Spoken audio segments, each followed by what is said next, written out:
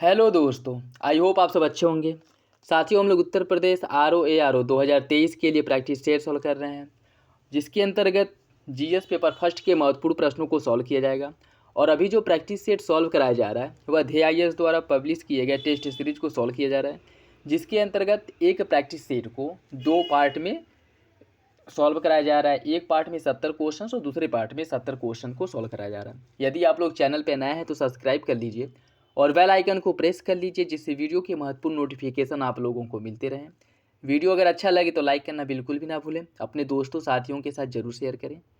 देखिए, जैसे कि अभी एग्ज़ाम डेट जो कि आ चुका है, फरवरी में आपके एग्ज़ाम होने हैं और मुझे नहीं लगता है कि एग्ज़ाम डेट अब उससे ज़्यादा आगे टलने वाला है। एग्ज़ाम पोस्टपोन होने की संभावना कुछ भी हो सकता है, लेकिन जहाँ तक संभावना है एग्ज़ाम पोस्टपोन होने की संभावना नहीं है, क्योंकि चुनाव रहेगा। चुनाव में जब आचार संहिता भी लग जाएगी तो उसके पहले ही एग्ज़ाम को कंडक्ट कराने की कोशिश की जाएगी। तो आप लोग ये टारगेट बना करके चलिए कि एग्ज़ाम फरवरी में ही होने हैं और इस बीच में जितने अधिक प्रैक्टिस सॉल्व करना पाएँ, जितने अधिक से अधिक प्रैक्टिस से सॉल्व कर पाएँ, जो भी रिवीजन आपके सब्जेक्ट हैं, नोट्स हैं, उसको जितना अधिक से अधिक रिवीजन कर पाएँ वो आप करिए। बाकी मैं अपनी तरफ से अपना पूरा एफर्ट लगा रहा हूँ। जितने भी मार्केट में प्रैक्टिस सेट अच्छे प्रैक्टिस सेट अवेलेबल हैं, उन सबको प्रॉपर आपके एग्ज़ाम तक कंप्लीट करा दिया जाएगा, चाहे वो DHIS के हों, GS वर्ल्ड के हों, या PCS मंत्रा, या फिर आपके दृष्टि IAS के हों। आप बस मेरे साथ बने रहिए, जिसके अंतर्गत आपको GS पेपर फर्स्ट और सेकेंड पेपर हिंदी के प्रैक्टिस सेट को भी प्रॉपर अच्छे से कवर कराया जाएगा।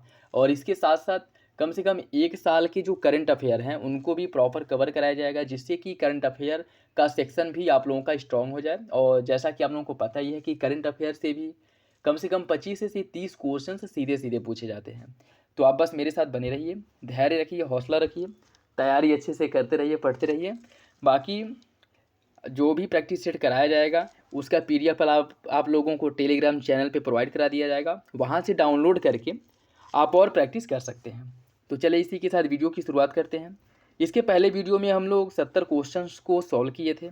इस वीडियो में हम लोग जो बाकी 70 क्वेश्चंस बचे हैं, आगे के 70 क्वेश्चंस को सॉल्व करेंगे। तो चलिए इसी के साथ वीडियो की शुरुआत करते हैं। क्वेश्चन नंबर 71 देखिए, इतलाक प्रथा के संदर्भ में निम्नलिखित में से कौन सा कथन सही है? इसका प्रारंभ फिरोज शाह तुगलक ने किया था। इतलाकनामा एक प्रकार की हुंडी थी जिसकी सहायता से सैनिक राजस्व अधिकारियों से वेतन प्राप्त करता था। आपको बताना है इसका सही आंसर क्या होगा। इसका जो सही आंसर है वो हो जाएगा ऑप्शन सी।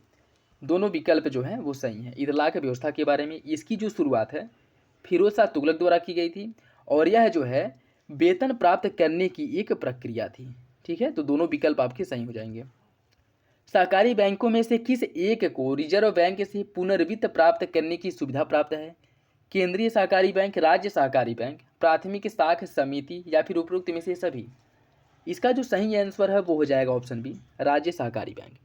अगर सहकारी बैंकों की हम बात करें तो सहकारी बैंकों को 3 भागों में बांटा गया है। एक होता है राज्य सहकारी बैंक, दूसरा केंद्रीय सहकारी बैंक जिसे जिला सहकारी बैंक के नाम से भी जाना जाता है, और तीसरा आपका प्राथमिक साख समिति होती है। लेकिन इन तीनों में से केवल एक राज्य सहकारी बैंक को ही रिजर्व बैंक से पुनर्वित्त प्राप्त करने की सुविधा प्राप्त होती है। तो इसका सही आंसर क्या हो जाएगा? Option B. नेक्स्ट देखिए, निम्नलिखित में से किस समिति की सिफारिश के आधार पर बीमा क्षेत्र का निजीकरण किया गया था? नरसिम्हन समिति की, बिमल जलान समिति, मल्होत्रा समिति, या फिर रंगराजन समिति? इसका जो सही आंसर है वो हो जाएगा ऑप्शन सी। मल्होत्रा समिति की सिफारिश पर बीमा क्षेत्र का निजीकरण किया गया था। मल्होत्रा समिति की सिफारिश के आधार पर किया गया था, जिसका गठन किया गया था 1992 ईस्वी में। 1992 ईस्वी में मल्होत्रा समिति का गठन किया गया था और इसी के सिफारिश पर बीमा क्षेत्र का निजीकरण किया गया था। ऑप्शन सी जो है वो सही है। नेक्स्ट देखिए, कथन और कारण दिया गया है, आपको सही आंसर का चयन करना है। विकासशील अर्थव्यवस्था के लिए थोड़ी मात्रा में मुद्रास्फीति एक टॉनिक का कार्य करती है। थोड़ी थोड़ी मूल्य वृद्धि से उत्पादकों को अधिक उत्पादन करने की प्रेरणा मिलती है। आपको बताना इसका सही आंसर क्या होगा। इसका जो सही आंसर है वो हो जाएगा ऑप्शन ए। कथन और कारण दोनों सही हैं, आर एक ही सही व्याख्या करता है। जो विकासशील अर्थव्यवस्थाएं होती हैं उसमें थोड़ी बहुत मुद्रास्फीति होनी चाहिए। इससे क्या होता है कि जैसे जैसे मुद्रा या वस्तुओं के मूल्य में थोड़ी बहुत वृद्धि होती है, लोग वस्तुओं का उत्पादन करने के लिए प्रेरित होते हैं, और जैसे वस्तुओं का उत्पादन होता है, अधिक उत्पादन करने की कोशिश की जाती है, इस प्रोस्पेक्टिव में क्या होता है कि रोज़गार भी मिलती है, और जब लोगों को रोज़गार मिलेगा तो उनकी आमदनी बढ़ेगी, और आमदनी बढ़ेगी तो उनका खर्च बढ़ेगा, खर्च बढ़ेगा तो उनका उपभोग बढ़ेगा।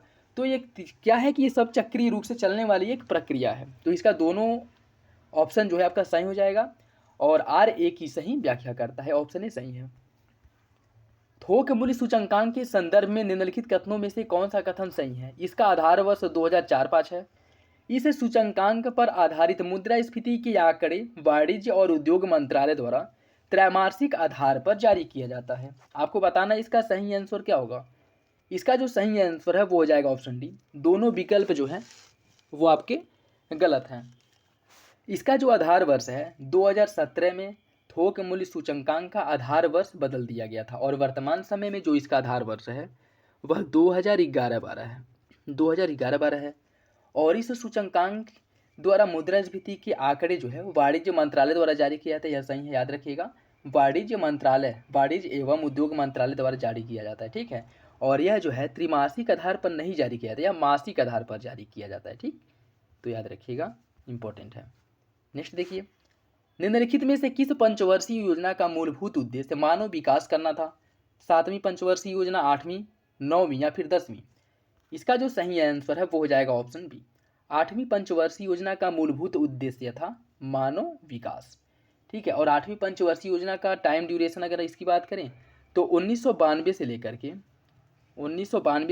1997 तक 8वीं पंचवर्षीय योजना का समय था। ऑप्शन बी आपका सही हो जाएगा। निम्नलिखित युग्मों में से कौन सा एक सही सुमेलित नहीं है? क्वेकर सिटी फिलाडेल्फिया में है, न्यू हेब्राइड वनवातु, ग्रेट हैरिंग पोर्ट प्रशांत महासागर, never Neverland prairies of north. आपको बताना है कौन सा विकल्प सुमेलित नहीं है। इसका जो सही आंसर है वो हो जाएगा option C. Great herring port जो है यह आपके प्रशांत महासागर में न होकर के अटलांटिक महासागर में है। अन्य तीनों विकल्प आपके सही हैं, ठीक है। निम्नलिखित में से कौन सा पठार इरावती तथा मसालवीन नदियों के मध्य में स्थित है? हुबोई पठार, शान पठार, कोलडैम पठार या फिर मलाया पठार? इसका जो सही आंसर है वो हो जाएगा ऑप्शन बी, शान पठार। और शान पठार कहाँ पे है? यह है आपके म्यांमार में है, और यह इरावती और सालवीन नदियों के मध्य में स्थित है। ऑप्शन बी सही है। अफ्रीका महाद्वीप में एटलस पर्वत का विस्तार किन देशों में है? Morocco, Algeria, Tunisia. अल्जीरिया, माली, नाइजर, ट्यूनीसिया, लीबिया, नाइजर या फिर मार्टिनिया, मोरक्को, माली? इसका जो सही आंसर है वो हो जाएगा ऑप्शन ए। अफ्रीका में स्थित एटलस पर्वत का जो विस्तार है वह 3 देशों में है, मोरक्को, अल्जीरिया और ट्यूनीसिया। ऑप्शन ए जो है वो आपका सही हो जाएगा। और अफ्रीका की अगर हम बात करें, अफ्रीका महाद्वीप का यह एकमात्र अल्पाइन मुर्दार पर्वत है, ये भी याद रखिएगा। एटलस पर्वत जो है वह अफ्रीका महाद्वीप का एकमात्र अल्पाइन मुर्दार पर्वत है, जिसका विस्तार 3 देशों में है, मोरक्को, अल्जीरिया और ट्यूनीसिया। ऑप्शन ए सही है। नेक्स्ट देखिए, कथन और कारण दिया गया है, आपको सही आंसर का चयन करना है। प्रशांत महासागर के तटीय भागों को अग्निवलय कहा जाता है। इस क्षेत्र में सर्वाधिक संख्या में सक्रिय ज्वालामुखी पाए जाते हैं। आपको बताना इसका सही आंसर क्या होगा। इसका सही आंसर ऑप्शन है। कथन और कारण दोनों सही हैं, और आर एक ही सही व्याख्या करता है। निम्नलिखित देशों में से कौन सा एक कॉकेसस राज्य में शामिल नहीं है? Georgia, Armenia, Azerbaijan, Latvia. बताइए इसका सही आंसर क्या होगा। इसका सही आंसर है ऑप्शन डी, लाटविया जो है इसमें शामिल नहीं है। जॉर्जिया, आर्मेनिया और अजरबैजान, इन तीनों को कॉकेसस राज्य के अंतर्गत काउंट किया जाता है, या फिर ये तीनों देश कॉकेसस के अंतर्गत आते हैं। कॉकेसस पत्र श्रृंखला जो यूरोप और एशिया की सीमा का निर्धारण करता है, या कह सकते हैं कि यूरोप और एशिया के बीच विभाजन का कार्य करता है, या स्थित है इन दोनों देशों के, इन दोनों महाद्वीपों के बीच, एशिया और यूरोप के, ठीक है। और कॉकेसस राज्य के अंतर्गत जॉर्जिया, आर्मेनिया और अजरबैजान, ये तीनों आते हैं। सही आंसर हो जाएगा ऑप्शन डी। निम्न युग्मों में से कौन सा सही सुमेलित नहीं है? कुछ देश दिए गए हैं, उनका उपनाम दिया गया है। जिब्राल्टर देश जो है यह भूमध्य सागर का इसे द्वार कहा जाता है। आयरलैंड को एमराल्ड द्वीप, बहरीन को मोतियों का देश कहा जाता है। स्कॉटलैंड को कॉकपिट ऑफ यूरोप कहा जाता है। आपको बताना है कौन सा विकल्प सुमेलित नहीं है। इसका जो सही आंसर है वो हो जाएगा ऑप्शन डी। स्कॉटलैंड जो है इसे लैंड ऑफ केविस कहा जाता है, ठीक है। स्कॉटलैंड को लैंड ऑफ केक्स कहा जाता है, और कॉकपिट ऑफ यूरोप जो है वह बेल्जियम को कहा जाता है। तो इसका सही आंसर क्या हो जाएगा? Option D.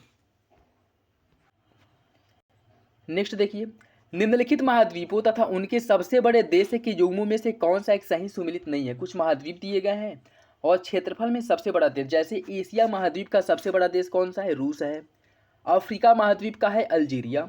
उत्तरी अमेरिका का सबसे बड़ा देश अमेरिका है और दक्षिणी अमेरिका का सबसे बड़ा देश ब्राज़ील है। आपको बताना है कौन सा विकल्प गलत है। इसका जो सही आंसर है वो हो जाएगा ऑप्शन सी। उत्तरी अमेरिका का सबसे बड़ा देश अमेरिका नहीं, कनाडा है। कनाडा है। नेक्स्ट देखिए, निम्नलिखित युग्मों में से कौन सा एक सही सुमेलित नहीं है। कुछ देश दिया गया है और उसकी राजधानी दिया गया है। आपको बताना है कौन सा विकल्प सुमेलित नहीं है। मोजाम्बिक की राजधानी है मापुतो, जाम्बिया की राजधानी लुसाका है, इरिट्रिया की राजधानी नाकफा और सेनेगल की राजधानी है डकार। आपको बताना है कौन सा विकल्प गलत है। इसका जो सही आंसर है वो हो जाएगा ऑप्शन सी। इरिट्रिया की राजधानी नाकफा नहीं है, इरिट्रिया की जो राजधानी है वो अस्मारा है। अस्मारा है और नाकफा जो है वह इरिट्रिया की मुद्रा है। ठीक है, तो सही आंसर क्या हो जाएगा ऑप्शन सी। हुमायूं ने दोहरिया के युद्ध में किस शासक को पराजित किया था। महमूद लोदी को, शेर खां को, बहादुर शाह को या फिर प्रताप रुद्रदेव को। इसका जो सही आंसर है वो हो जाएगा ऑप्शन ए। हुमायूं द्वारा महमूद लोदी को दोहरिया के युद्ध में पराजित किया गया था। और दोहरिया कहाँ पे है, यह गोमती नदी के तट पर स्थित है। और दोहरिया का जो युद्ध हुआ था यह 1532 ईस्वी में हुआ था। ठीक है, जिसमें हुमायूं द्वारा महमूद लोदी को पराजित किया गया था। ऑप्शन ए सही है। नेक्स्ट देखिए, इसमें सूची फर्स्ट को सूची सेकेंड से सुमिलित करना है। शंकराचार्य, शंकराचार्य जो है यह स्मृति संप्रदाय से संबंधित है। रामानुजाचार्य जो है यह श्री वैष्णव संप्रदाय से संबंधित है।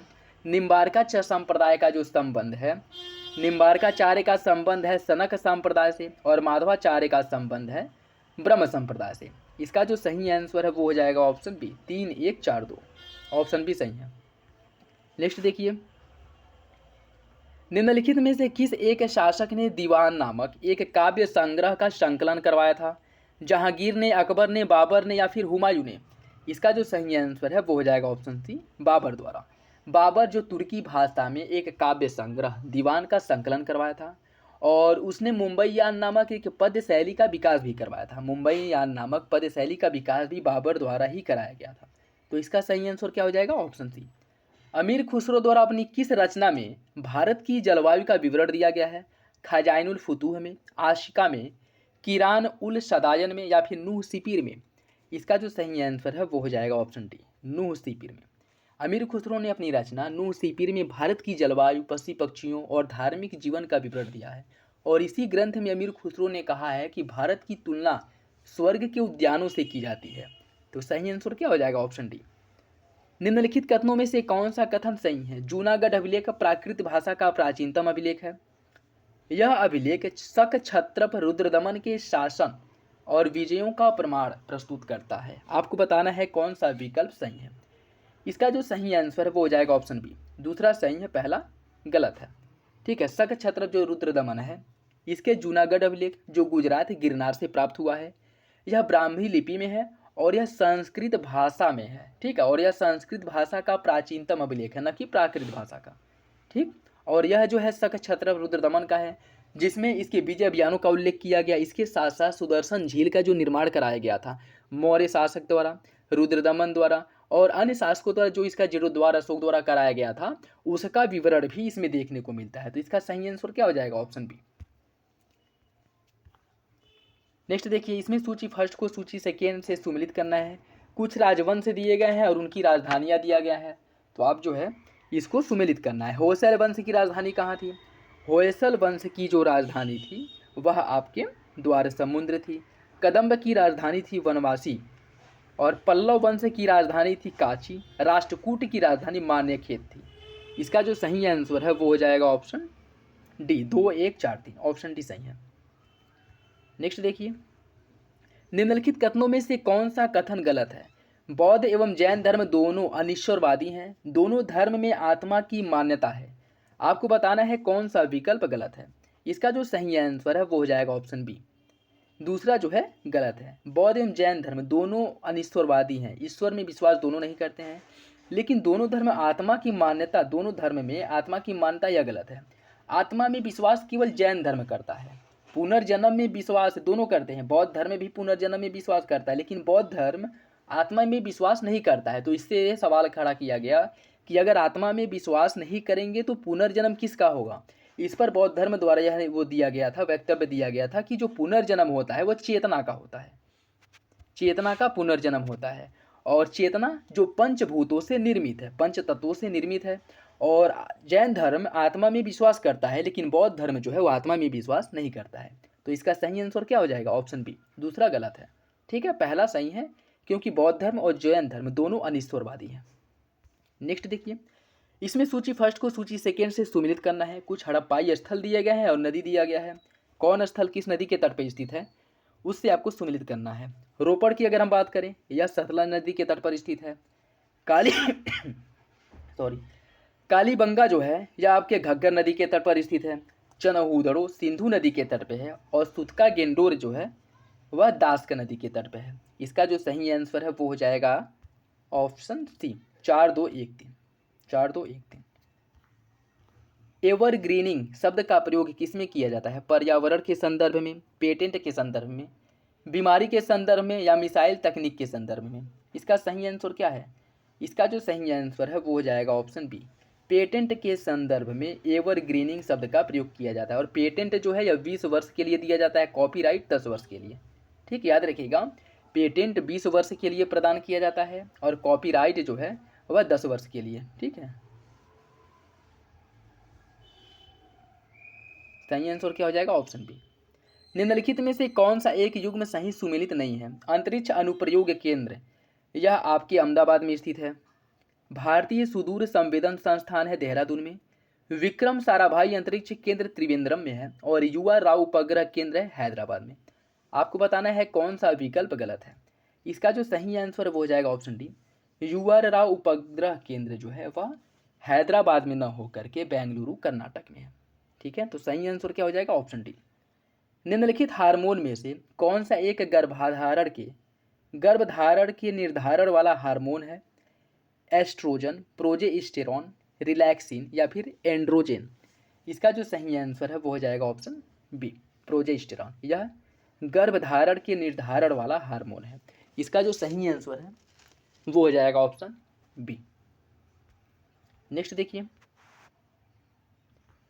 प्रोटीन की प्रचुरता वाले खाद्य पदार्थों में निम्नलिखित में से कौन सा एक अमीनो अम्ल उपस्थित रहता है। टायरोसिन, ल्यूसिन, ग्लूटामाइन, या फिर सिस्टीन।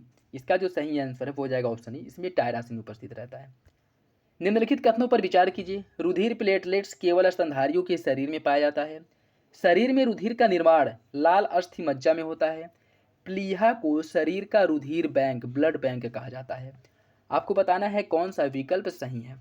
इसका जो सही आंसर है वो हो जाएगा ऑप्शन डी, तीनों विकल्प रक्त के बारे में सही है, ऑप्शन डी सही है।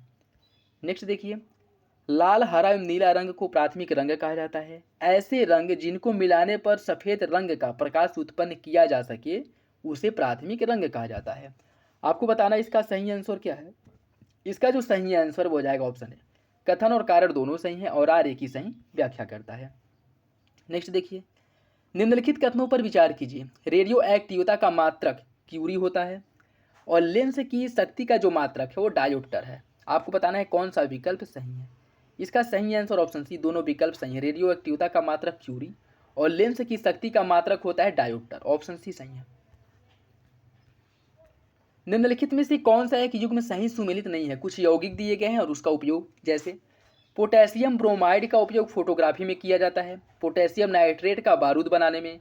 पोटेशियम सल्फेट का उपयोग जो है उर्वरक के रूप में। और मोनोपोटेशियम टार्टरेट का उपयोग किया जाता है श्वेत पिगमेंट के रूप में। आपको बताना है कौन सा विकल्प गलत है, कौन सुमेलित नहीं है। इसका सही आंसर ऑप्शन डी, मोनोपोटेशियम टार्टरेट जो है इसका उपयोग बेकरी उद्योग में किया जाता है। ठीक है, बेकरी उद्योग में इसका उपयोग किया जाता है, जबकि जिंक सल्फाइड का उपयोग किया जाता है श्वेत पिगमेंट के रूप में। तो इसका सही आंसर क्या है, ऑप्शन डी। निम्नलिखित कथनों पर विचार कीजिए। हाइड्रोजन बम के जनक एडवर्ड टेलर हैं। हाइड्रोजन बम नियंत्रित संलयन अभिक्रिया के सिद्धांत पर काम करता है।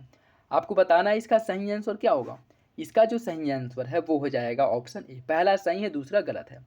हाइड्रोजन बम के जनक एडवर्ड टेलर हैं, ये सही है, लेकिन हाइड्रोजन बम जो है वह नियंत्रित संलयन अभिक्रिया के सिद्धांत पर काम नहीं करता है, यह अनियंत्रित संलयन अभिक्रिया के सिद्धांत पर कार्य करता है। अगर हाइड्रोजन बम को नियंत्रित किया जाता तो फिर इससे खतरा ही क्या होता। यही है कि यह हाइड्रोजन बम जो है वह अनियंत्रित संलयन अभिक्रिया के सिद्धांत पर कार्य करता है। ठीक है, तो सही आंसर क्या हो जाएगा, ऑप्शन ए। और परमाणु बम जो है यह क्या है, यह अनियंत्रित विखंडन की क्रिया पे कार्य करता है। ठीक है, देखिए हाइड्रोजन बम जो है वह अनियंत्रित संलयन अभिक्रिया के सिद्धांत पर कार्य करता है, और जो परमाणु बम है वह अनियंत्रित विस्फोट या कह सकते हैं कि विखंडन की क्रिया पर कार्य करता है। ठीक है, तो सही आंसर क्या हो जाएगा, ऑप्शन ए। नेक्स्ट देखिए, लंबे अंतरिक्ष यानों में अंतरिक्ष यात्रियों को निम्नलिखित में से किस एक बीमारी का सामना करना पड़ता है। हृदय रोग का, उच्च रक्तचाप का, अस्थियों के कमजोर होने का, या फिर डिप्रेशन का। इसका जो सही आंसर है वो हो जाएगा ऑप्शन सी, अस्थियों के कमजोर होने का। देखिए इसमें क्या है कि अंतरिक्ष यात्रियों का जो पेशीय क्षय और अस्थियों में घनत्व कम हो जाता है, या इसके घनत्व की कमी का सामना करना पड़ता है, और अस्थि घनत्व कम होने से अस्थियां क्या है कि कमजोर हो जाती हैं। तो इसका सही आंसर क्या है, ऑप्शन सी। निम्नलिखित में से किस वर्ष उत्तर प्रदेश में लोक आयुक्त के कार्यकाल को 6 वर्ष से बढ़ा करके 8 वर्ष कर दिया गया था। किस वर्ष में संशोधन किया गया था जिसके बाद उत्तर प्रदेश लोक आयुक्त के कार्यकाल को 6 वर्ष से बढ़ा करके 8 वर्ष कर दिया गया था। 2010, 12, 13 या फिर 11। इसका जो सही आंसर है वो हो जाएगा ऑप्शन बी। 2012 में लोकायुक्त के कार्यकाल को 6 वर्ष से बढ़ाकर 8 वर्ष कर दिया गया था, और उत्तर प्रदेश के जो पहले लोकायुक्त थे वह विशंभर दयाल थे। कौन थे, विशंभर दयाल जो है वह उत्तर प्रदेश के पहले लोकायुक्त थे। ठीक है, याद रखिएगा, ऑप्शन बी सही है। निम्नलिखित युग्मों में से कौन सा एक सही सुमेलित नहीं है। कुछ दर्शनीय स्थल दिए गए हैं जनपद, जैसे मुगल घाट, यह कहाँ पे है, फर्रुखाबाद में। चाइना मंदिर है श्रावस्ती में, व्यास टीला है चित्रकूट में, और चक्र तीर्थ है नैमिषारण्य में। आपको बताना है कौन सा विकल्प गलत है। इसका सही आंसर है ऑप्शन सी, व्यास टीला। यह चित्रकूट में नहीं है। व्यास टीला कहाँ पे है, व्यास टीला जो है यह आपके जालौन में है। सही आंसर क्या हो जाएगा, ऑप्शन सी। नेक्स्ट देखिए, यहाँ से आपके रीजनिंग के क्वेश्चंस हैं, इसे आप लोग सॉल्व कर लीजिएगा। मैं इसका आंसर जो है वह बता देता हूँ। ठीक है, इसका देखिए क्वेश्चन नंबर 105 का जो सही आंसर है वो हो जाएगा ऑप्शन सी। क्वेश्चन नंबर 106 इसका जो सही आंसर है वो हो जाएगा ऑप्शन डी। क्वेश्चन नंबर 107 का सही आंसर, इसका आंसर हो जाएगा ऑप्शन ए। क्वेश्चन नंबर 108 का सही आंसर ऑप्शन डी है, परिभाषित नहीं किया जा सकता। क्वेश्चन नंबर 110 का जो सही आंसर है, क्वेश्चन नंबर 109 जो है इसका सही आंसर क्या हो जाएगा, ऑप्शन सी। 110 का सही आंसर है ऑप्शन सी। ठीक है, 110 का भी सही आंसर हो जाएगा ऑप्शन सी।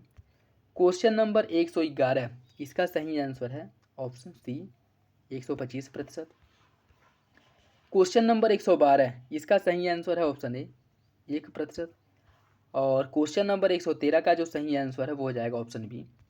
क्वेश्चन नंबर 114 इसका सही आंसर है ऑप्शन सी, उत्तर। और 115 का जो सही आंसर है वो हो जाएगा option B, option B. Question number 116 का सही आंसर है ऑप्शन बी। क्वेश्चन नंबर 117 इसका जो सही आंसर है वो हो जाएगा ऑप्शन ए। और क्वेश्चन नंबर 118 देखिए, राज्य चर्म विकास एवं विपणन निगम लिमिटेड की स्थापना जो 1974 में की गई थी, यह कहाँ पे स्थित है। आगरा में, कानपुर में, लखनऊ में, या फिर गाजियाबाद में। इसका जो सही आंसर वो हो जाएगा ऑप्शन बी। कानपुर में 1974 में राज्य चर्म विकास एवं विपणन निगम लिमिटेड की स्थापना की गई थी। ऑप्शन बी सही है। नेक्स्ट देखिए, 2011 की जनगणना के अनुसार उत्तर प्रदेश का ग्रामीण साक्षरता दर में पहले स्थान पे कौन सा जिला है। इटावा, गाजियाबाद, औरैया, या फिर मैनपुरी। इसका जो सही आंसर है वो हो जाएगा ऑप्शन सी, औरैया। ग्रामीण साक्षरता के मामले में औरैया जिला पहले स्थान पर है। और उत्तर प्रदेश में ग्रामीण साक्षरता कितनी है, 65.5% उत्तर प्रदेश की ग्रामीण साक्षरता है। ठीक है, जिसमें औरैया पहले स्थान पे है। और अंतिम स्थान पे कौन है, अंतिम स्थान पे है आपका श्रावस्ती। श्रावस्ती जो है ग्रामीण साक्षरता के मामले अंतिम स्थान पे, औरैया पहले स्थान पे है। और उत्तर प्रदेश की ग्रामीण साक्षरता 65.5% है। उत्तर प्रदेश में स्थित निम्नलिखित में से किस एक टाइगर रिजर्व या राष्ट्रीय पार्क की उत्तरी और दक्षिणी सीमा का निर्धारण मोहन और सुहेली नदी द्वारा किया जाता है। दुधवा राष्ट्रीय park, Pilibhit tiger reserve, Amangarh tiger reserve, या फिर कतरनिया घाट टाइगर रिजर्व। इसका सही आंसर ऑप्शन है दुधवा टाइगर रिजर्व। नेक्स्ट देखिए, यहाँ से आपके करंट अफेयर के क्वेश्चन शुरू हैं। सितंबर महीने के करंट अफेयर जो है इसमें हम लोग डिस्कस करेंगे।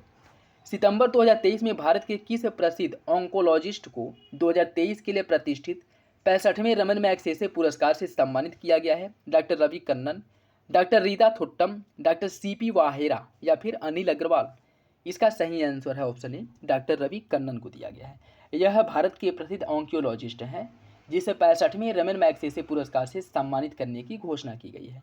ठीक है, और अगर हम बात करें रमन मैग्सेसे फाउंडेशन द्वारा इसे प्रदान किया जाता है और इसकी जो स्थापना की गई थी वह की गई थी 1957 ईस्वी में। ठीक है, रमन मैग्सेसे फाउंडेशन द्वारा रमन मैग्सेसे पुरस्कार की स्थापना 1957 में की गई थी और 1957 से ही इसे देने की घोषणा की गई थी या इसे देना प्रारंभ किया गया था। कब से? 1957 से, ये भी याद रखिएगा।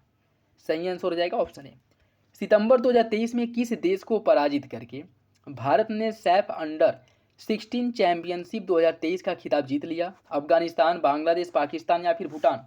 इसका सही आंसर ऑप्शन बी बांग्लादेश को पराजित करके भारत यह टूर्नामेंट जीत लिया है और भारत यह 5वीं बार टूर्नामेंट का खिताब जीता है। ठीक है, और इसका जो आयोजन किया गया था, इसका मेजबान देश कौन था? इसका जो मेजबान देश था वो भूटान था, ये भी याद रखिएगा। ठीक है, इसका आयोजन भूटान में हुआ था जिसमें भारत द्वारा बांग्लादेश को पराजित किया गया था और भारत यह चैंपियन ट्रॉफी जो है 5वीं बार जीता है। ठीक है, तो सही आंसर क्या हो जाएगा? Option B. सितंबर 2023 में संपन्न हुए US open 2023 grand slam tournament में पुरुष एकल का खिताब नोवाक जोकोविक ने किसको पराजित करके जीता है? डैनियल मेदवेदेव, जी सेल्सिवरी, हैरी हेलियोवार या फिर मैथ्यू एब्डेन?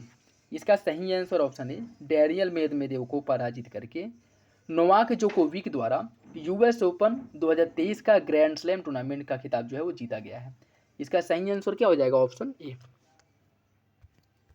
सितंबर 2023 में 43वें आसियान शिखर सम्मेलन का आयोजन कहाँ किया गया है? जकार्ता इंडोनेशिया, हानोई वियतनाम, पटाया थाईलैंड या मनीला फिलीपींस? इसका सही आंसर है ऑप्शन ए जकार्ता इंडोनेशिया में इसका आयोजन किया गया था।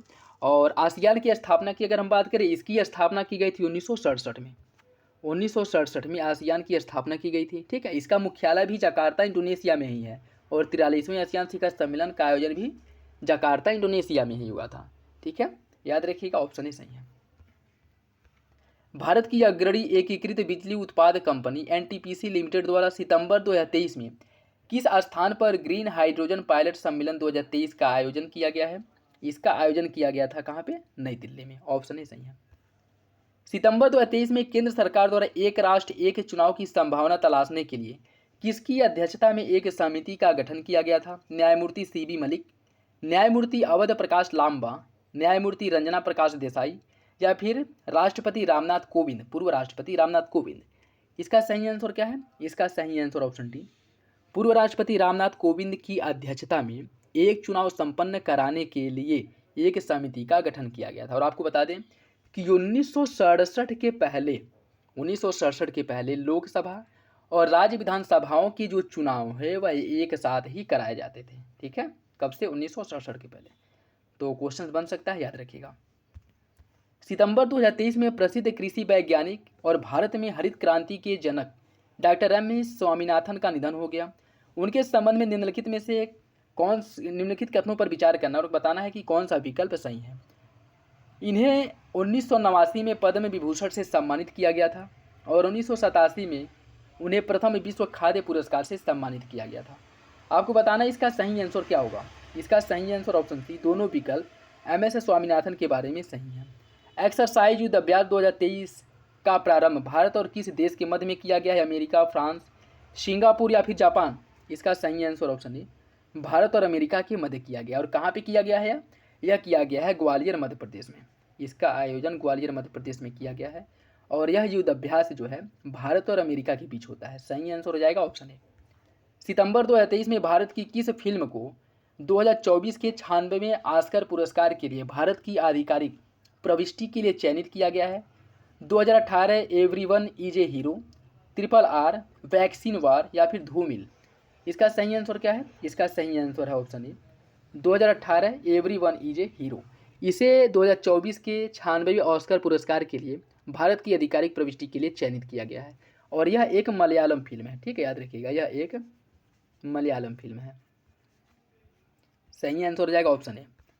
नेक्स्ट देखिए, सितंबर 2023 में केंद्रीय सूचना एवं प्रसारण मंत्रालय द्वारा किस प्रसिद्ध भारतीय अभिनेत्री को 53वें दादा साहब फाल्के पुरस्कार से सम्मानित करने की घोषणा की गई है? वाहिदा रहमान, वैजंती माला, आशा पारेख या फिर सुलोचना पंडित?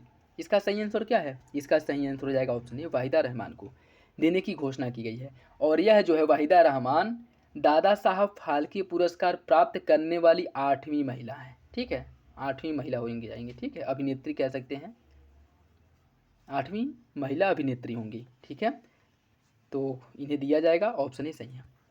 सितंबर 2023 में निम्नलिखित में से किसके द्वारा भारत का पहला यूपीआई एटीएम लॉन्च किया गया है? रिलायंस जियो, आईसीआईसीआई बैंक, एचडीएफसी बैंक या हिताची पेमेंट सर्विसेज? इसका सही आंसर क्या है? इसका जो सही आंसर वो हो जाएगा option D, Hitachi payment services द्वारा। नेक्स्ट देखिए, विश्व बौद्धिक संपदा संगठन विपो द्वारा सितंबर 2023 में जारी ग्लोबल इनोवेशन इंडेक्स में भारत का कौन सा स्थान है? इसमें भारत जो है 36वें स्थान पे, 40वें, 32वें या फिर 52वें? इसका जो सही आंसर है वो हो जाएगा ऑप्शन बी, भारत 40वें स्थान पे है। और इसमें पहले स्थान पे कौन सा देश है? स्विट्जरलैंड जो है वह पहले स्थान पे है, स्विट्जरलैंड जो है वह पहले स्थान पे है और भारत 40वें स्थान पे है। सही आंसर हो जाएगा ऑप्शन बी। पर्यटन मंत्रालय द्वारा सितंबर 2023 में भारत के कोंगथोंग गांव को सर्वप्रथम या सर्वश्रेष्ठ पर्यटन गांव 2023 का पुरस्कार दिया गया है। और यह गांव भारत के किस राज्य में है? असम, अरुणाचल प्रदेश, मेघालय या फिर नागालैंड? इसका जो सही आंसर है वो हो जाएगा ऑप्शन डी, यह नागालैंड में स्थित है, जिसे भारत का सर्वश्रेष्ठ पर्यटन गांव का दर्जा या पुरस्कार दिया गया है, ठीक है, तो सही आंसर हो जाएगा ऑप्शन डी। नेक्स्ट देखिए, सितंबर 2023 में किस तिथि को विश्व ओजोन दिवस के रूप में मनाया गया है? इसका जो सही आंसर है वो हो जाएगा ऑप्शन बी, 16 सितंबर को विश्व ओजोन दिवस के रूप में मनाया गया है। देखिए, जो मॉन्ट्रियल प्रोटोकॉल हुआ था इस पर 1994 में संयुक्त राष्ट्र सभा द्वारा हस्ताक्षर किया गया था और इसी के बाद 14 सितंबर को विश्व ओजोन दिवस के रूप में मनाए जाने की घोषणा की गई थी। याद रखिएगा, इंपॉर्टेंट है। हस्ताक्षर कब किया गया था? हस्ताक्षर जो किया गया था वो 1994 में किया गया था। नेक्स्ट देखिए, सितंबर 2023 में भारत के किस राज्य ने अपने यहाँ स्थित उमियाम झील को साफ रखने के लिए आर्टिफिशियल इंटेलिजेंस सक्षम रोबोटिक तकनीक को अपनाया है? मेघालय ने, अरुणाचल प्रदेश ने, सिक्किम ने या फिर मिजोरम ने? इसका जो सही आंसर वो हो जाएगा ऑप्शन ए, मेघालय द्वारा। सितंबर 2023 में रक्षा मंत्री राजनाथ सिंह द्वारा निम्नलिखित में से किस स्थान पर भारत ड्रोन शक्ति 2023 प्रदर्शनी का उद्घाटन किया गया है? गोरखपुर एयरबेस, हिंडन एयरबेस, चकेरी या फिर गुरुग्राम एयरबेस? इसका सही answer option B, Hindon airbase पे इसका उद्घाटन किया गया था। सितंबर 2023 में वीरांगना दुर्गावती बाघ अभयारण्य भारत का 54वां बाघ अभयारण्य बना है। यह किस राज्य में स्थित है? इसका सही आंसर हो जाएगा ऑप्शन ए, मध्य प्रदेश में है। और इसी के साथ भारत में बाघ या अभयारण्यों की संख्या बढ़कर कितनी हो गई है? 54 हो गई है। ऑप्शन ए सही है। नेक्स्ट देखिए, सितंबर 2023 में भारतीय सेना और संयुक्त राज्य अमेरिका की सेना की सह मेजबानी में 13वें Indo Pacific army chief conference का आयोजन कहाँ किया गया है? जोधपुर, लेह, गांधीनगर या फिर नई दिल्ली? इसका सही आंसर है ऑप्शन डी, नई दिल्ली में इसका आयोजन किया गया था। नेक्स्ट देखिए, सितंबर 2023 में विश्व मसाला कांग्रेस 2023 का आयोजन कहाँ किया गया है? मुंबई, महाराष्ट्र में, बेंगलुरु, कोच्चि या फिर अहमदाबाद? इसका आयोजन जो है वो आपके मुंबई, महाराष्ट्र में किया गया है। नेक्स्ट देखिए, और आज का लास्ट क्वेश्चन, सितंबर 2023 में केंद्र सरकार द्वारा किस भारतीय अभिनेता को भारतीय फिल्म एवं टेलीविजन संस्थान FTII सोसाइटी का नया अध्यक्ष नियुक्त किया गया है? आर माधवन को, अनुपम खेर को, प्रसून जोशी को या फिर किरण कुमार को? इसका सही आंसर है ऑप्शन ए, आर माधवन को FTII सोसाइटी का नया अध्यक्ष चुना गया है। इसके पहले कौन थे? इसके पहले थे शेखर कपूर। इन्होंने शेखर कपूर का स्थान पे इनका चयन हुआ है, ठीक है, तो सही आंसर हो जाएगा ऑप्शन ए। ये था आज का last question. I hope video आप लोगों को पसंद आया होगा। वीडियो अच्छा लगे तो लाइक करना बिल्कुल भी ना भूलें, अपने दोस्तों साथियों के साथ जरूर शेयर करें। वीडियो से रिलेटेड कोई भी डाउट हो, कोई सजेशन हो या कोई सी भी प्रकार का कन्फ्यूजन हो, कमेंट बॉक्स में कमेंट करके बता सकते हैं। इसका PDF भी आप लोगों को टेलीग्राम चैनल पे प्रोवाइड करा दिया जाएगा, वहाँ से डाउनलोड करके और अधिक प्रैक्टिस करिए। और एग्ज़ाम में जैसे ज़्यादा दिन बचे नहीं हैं तो अच्छे से प्रैक्टिस करते रहिए, रिवीजन करते रहिए और मेरे साथ जुड़े रहिए, जहाँ से आप लोगों को प्रॉपर अच्छे प्रैक्टिस सेट जो भी मार्केट में अवेलेबल हैं उनको प्रॉपर सॉल्व कराया जाएगा। तो चलिए मिलते हैं अगली वीडियो में, तब तक के लिए धन्यवाद।